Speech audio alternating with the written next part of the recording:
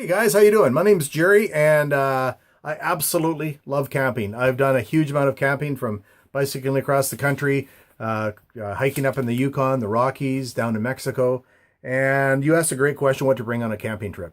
Now, the camping that I was doing is a little bit different than the question you might be asking. You might be thinking car camping, which I kind of call fun camping because you can bring all sorts of extra stuff. It's hard to fit a cooler full of your favorite beverages on your back. Really easy to put in the trunk of a car. So some really basic kind of a checklist of things to go through for your gear.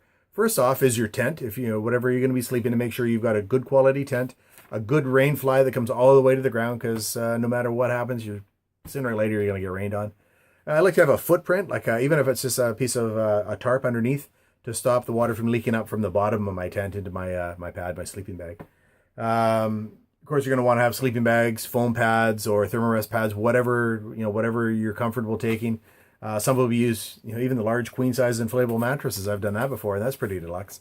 And then you're going to need a way to inflate it and a way to charge that inflator. So, a couple of different ways of looking at that. One thing that I always use and always recommend is those little headlamps, and much handier than a flashlight because it frees up both your hands. And if you're walking down a trail, everywhere you're looking, no matter where you are, that's where the beam of light's going. And now they're really inexpensive, and especially if you're shopping for stuff like that online, you can get just smoking deals on it. Clothes. I always bring a real variety of clothes, and I start with a t-shirt, short sleeve shirt, and then I get a longer sleeve shirt that I can put over top, a layer of fleece, and a layer of rain gear, because more often than not, you get out there on the perfect weekend and then it turns to rain. And that way you're protected. And if you're in a cold area, the rain gear, actually, if you put it over top of everything else, kind of keeps the heat in and insulates you. And on those really cold nights when you're up in the mountains, it can be the difference between being comfortable and uncomfortable.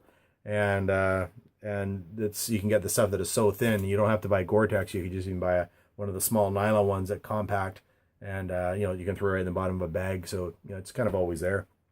I always bring a first aid kit, and I spend a little bit of time in the first aid kit if I'm going to different areas. Some areas that might have, say poisonous snakes or something like that, where you could stop and, put a snake bite kit in it. I always carry sunscreen and insect repellent. I haven't really traveled anywhere where there wasn't bugs that wanted to bite you, especially at night when you're sitting around the fire. Extras, I like to bring a camera. Often I just use my phone. I also like to bring a radio, and often for that I use my phone. And a small little Bluetooth speaker, which is great. You don't want it to be too loud where you're going to annoy your neighbors, but just loud enough so you can, hear it around the campfire, around the table when you're having dinner. Good lantern, different lantern batteries or fuel if you're using like a Coma lantern.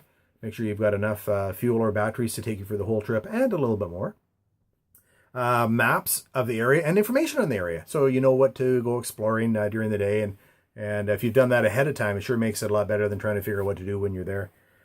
Some games, especially if you've got kids, to keep the kids occupied. We always bring a deck of cards. And no matter when or where, it's always, a bottle of wine and a deck of cards goes a long ways to especially if it starts raining and you're stuck in your tent. If you're bringing your dog with you, you're going to want to make sure you bring a couple of different leashes, a longer one to tie to the table. So they get a little bit of movement around, and maybe a shorter one or expandable leash for walking and hiking. A lot of areas the pets have to be on leash, so just keep that in mind. And make sure you got enough food and water for your dog. Really important to keep them hydrated as well. For your kitchen stuff, I always love to eat really well when we're cooking. Nothing like better than the smell of bacon and coffee when you wake up.